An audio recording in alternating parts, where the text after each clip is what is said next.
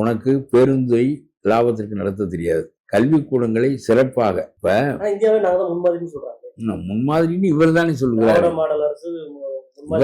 இவர் தானே சொல்லுகிறார். அப்புறம் என்னத்திற்கு அரசு பள்ளிக்கூடங்களில் படிப்பதற்கு என்றைக்கும் அரசு பள்ளிக்கூடங்களுக்கு இவர்கள் தங்களுடைய பிள்ளைகளை அனுப்புவதில்லை. கல்வி அமைச்சர் அனுப்புகிறாராம். ஸ்டாலினுடைய குடும்பத்தை சேர்ந்தவர்கள் அங்கே போய் படிக்கிறார்களா? ஸ்டாலின் படித்தாரா? ஸ்டாலின் மகன் படித்தாரா? மகள் படித்தாரா? அரசு மருத்துவமனைகளுக்கு போவதில்லை. இவர்களெல்லாம் அப்பல்லோவுக்கு போவார்கள், காவிரிக்கு போவார்கள். அரசு மருத்துவமனைகள் தகுதியற்றவையாக இருக்கின்ற காரணத்தினால் நீங்கள் போவதில்லை.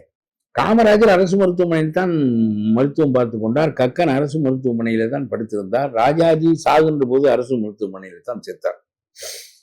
முதலில் தகுதி உடையது என்று நீ போனால் தானே மற்றவன் பின்பற்றுவான்.